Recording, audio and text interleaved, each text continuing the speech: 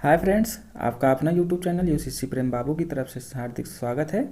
तो आज फिर हम आप लोगों के लिए ले आए हैं महत्वपूर्ण प्रश्न उत्तर 61 से 90 तक, यानी 30 क्वेश्चन आपका हम पर डे महत्वपूर्ण प्रश्न उत्तर जो होते हैं उसको ले आते रहेंगे फ्रेंड्स। तो आप लोग ध्यान से उसका स्टडी करते रहिए।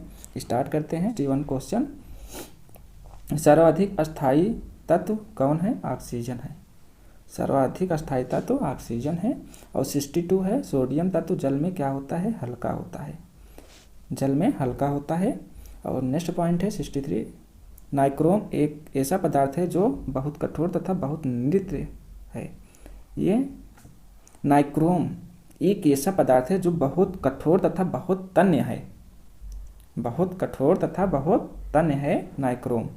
इसको ध्यान से देखेंगे फ्रेंड्स, ये एग्जाम में पूछा जाता है। तो ये इम्पोर्टेंट क्वेश्चन है, इम्पोर्टेंट क्वेश्चन। तो अगला पॉइंट है 64, एसिटिलीन का प्रयोग बिल्डिंग, उद्योग तथा प्लास्टिक निर्माण करने में प्रयुक्त की जाती है। इसका प्रयोग फलों को सुरक्षित रखने में भी किया जाता है। अब एथिलीन का प्रयोग कृत्रिम रूप से, नेक्स्ट पॉइंट है, एथिलीन का प्रयोग कृत्रिम रूप से फलों को पकाने में किया जाता है। आप लोगों को पता होगा एथिलीन का प्रयोग कृत्रिम रूप से जो फल होते हैं, कच्चे फल होते हैं, उनको पकाने के लिए किया जाता है। 66, टॉर्च लाइट विद्युत क्षुरक ब्रैकेट में सेवर आदि साधनों में प्रयुक्त बैटरी में सीसा पर ऑक्साइड और सीसा इलेक्ट्रोड के रूप में प्रयुक्त होता है।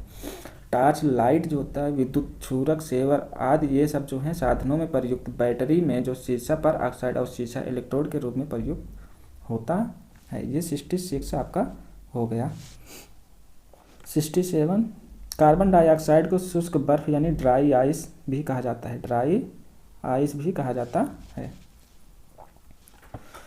नेक्स्ट पॉइंट है 68, कैंसर के उपचार में कोबाल्ट 60 का प्रयोग किया जाता है। कोबाल्ट 60 का प्रयोग किया जाता है। 69 है, रक्त रोगों के उपचार को जीन थेरेपी कहा जाता है। जीन थेरेपी कहा जाता है। अगला पॉइंट है क्रायोजेनिक्स अति निम्न ताप का विज्ञान है। क्रायोजेनिक्स क्या है? तो ये अति निम्न ताप का विज्ञान है, जो 273 डिग्री सेल्सियस को परम शून्य ताप भी कहा जाता है। -273 डिग्री सेल्सियस को परम शून्य ताप भी कहा जाता है। 71, आरडीएक्स एक विस्फोटक पदार्थ है। आरडीएक्स जो होता है वो विस्फोटक पदार्थ होता है। क्वेश्चन नंबर 72, खाद्य पदार्थ के परीक्षण हेतु बेंजोइक अम्ल प्रयोग किया जाता है। जो खाद्य पदार्थ का परीक्षण किया जाता है उसको किस अम्ल के द्वारा परीक्षण किया जाता है? बेंजोइक अम्ल के द्वारा परीक्षण किया जाता है। अगला पॉइंट है 73, फ्लोरोसेंट ट्यूब। फ्लोरोसेंट ट्यूब जो होती है, फ्लोरोसेंट ट्यूब प्रदीप्त बल्ब एवं ट्यूबलाइट में नियान गैस भरी जाती है। फ्लोरोसेंट ट्यूब में प्रदीप्त बल्ब एवं ट्यूबलाइट ब्रैकेट में क्या भरी जाती है? नियान गैस भरी जाती है। नियान गैस भरी जाती है। 74, क्वेश्चन नंबर, सामान्य ट्यूबलाइटों में नियान के साथ सोडियम वाष्प भी भरी होती है। यानी सामान्य ट्यूबलाइटों में नियान के साथ सोडियम वाष्प भी होती है। सोडियम की वाष्प भी होती है नियान के साथ साथ। क्वेश्चन नंबर 75, एलपीजी में मुख्यतः ब्यूटेन गैस होती है। एलपीजी में कौन सी गैस होती है? ब्यूटेन होती है। 76, क्वेश्चन नंबर, नाइट्रोक्लोरोफार्म विस्फोटक नहीं है। नाइट्रोक्लोरोफार्म जो है वो विस्फोटक नहीं है। इसको ध्यान से देखेंगे, जो नाइट्रोक्लोरोफार्म है वो विस्फोटक नहीं होते हैं। क्वेश्चन नंबर 77, आर्सेनिक 74 ट्यूमर, यानी आर्सेनिक 74 का जो प्रयोग किया जाता है वो ट्यूमर में, ठीक, और कोबाल्ट 60 का कैंसर में, और आयोडीन 131 का थायराइड ग्रंथ की सक्रियता में, और सोडियम 24 रक्त व्यतिक्रम में प्रयोग किया जाता है।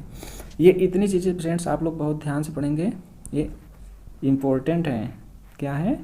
इम्पोर्टेंट है, क्योंकि आर्सेनिक 74 पूछ लेगा तो ट्यूमर में, कोबाल्ट 60 पूछेगा तो कैंसर में, आयोडीन 131 पूछेगा तो थायराइड ग्रंथ की सक्रियता में, और सोडियम 24 पूछेगा तो रक्त व्यतिक्रम में प्रयोग किया जाता है।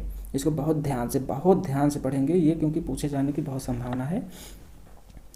अब 78 बोरान कार्बाइड व्यापक रूप से हीरे के पश्चात सबसे कठोर पदार्थ के रूप में प्रयुक्त होता है। बोरान जो होता है बोरान कार्बाइड व्यापक रूप से हीरे के पश्चात सबसे कठोर पदार्थ के रूप में भी प्रयुक्त होता है, जो कार्बाइड होता है। और नेक्स्ट पॉइंट है हमारा 79, एसिटिक एसिड यानी सिरका बनाने के लिए सीरा अति उच्चतम कच्चा माल है। सीरा जो होता है वो अति उच्चतम कच्चा माल है।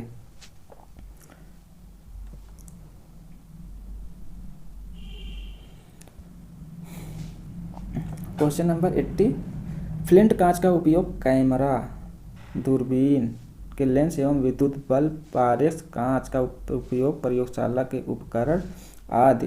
क्रूस कांच का उपयोग, यानी जो फ्लिंट कांच का उपयोग होता है वो कहाँ कहाँ पर होता है। फ्लिंट कांच का उपयोग, फ्रेंड्स ये थोड़ा ध्यान देंगे, फ्लिंट कांच की बात यहाँ पर हम कर रहे हैं। फ्लिंट कांच का उपयोग कहाँ कहाँ होता है, तो कैमरा में होता है, दूरबीन के लेंस में, विद्युत बल्ब में, पायरेक्स कांच में इसका उपयोग होता है। अब क्रूस कांच की बात करते हैं। क्रूस कांच का उपयोग कहाँ कहाँ पर होता है, तो धूप चश्मे के लेंस में। पोटास कांच का उपयोग ट्यूबलाइट, बोतलें एवं दैनिक उपयोग के बर्तन में किया जाता है। यानी क्रूस कांच का उपयोग धूप वाला चश्मा बनता है फ्रेंड्स, उसमें प्रयोग किया जाता है। और तथा पोटास कांच एक होता है, उसका उपयोग ट्यूबलाइट, बोतलें तथा दैनिक प्रयोग के जो बर्तन होते हैं कांच के, उसमें किया जाता है। अब नेक्स्ट पॉइंट है, ब्लीचिंग चूड़ का प्रयोग मुख्य रूप से जल को विसंक्रमित करने के लिए किया जाता है। ब्लीचिंग चूड़ का प्रयोग जो है मुख्य रूप से जल के विसंक्रमित करने के लिए किया जाता है।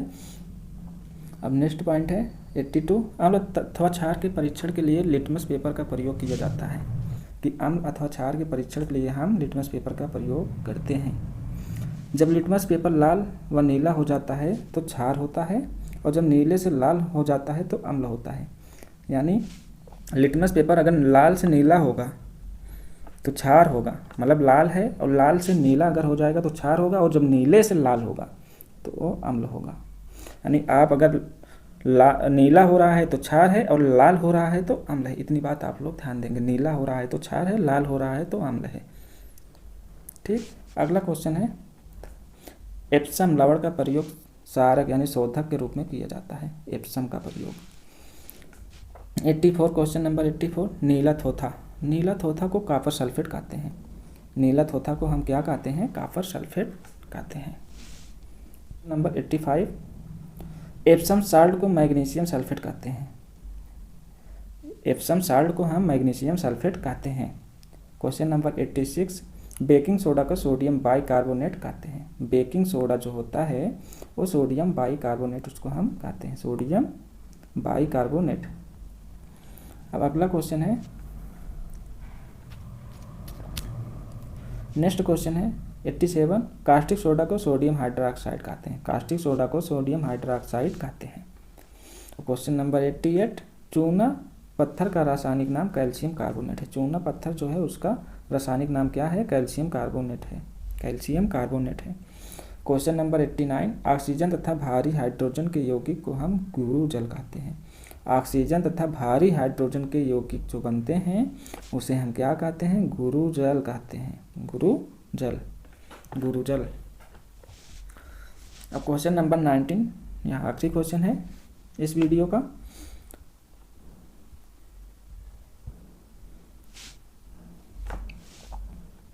हाइपो का रासायनिक नाम क्या है। हाइपो का रासायनिक नाम क्या है, तो सोडियम थायोसल्फेट है। हाइपो का रासायनिक नाम क्या है, तो ये सोडियम थायोसल्फेट है, या जो फोटोग्राफी में प्रयोग किया जाता है। किस में प्रयोग किया जाता है, फोटोग्राफी में प्रयोग किया जाता है।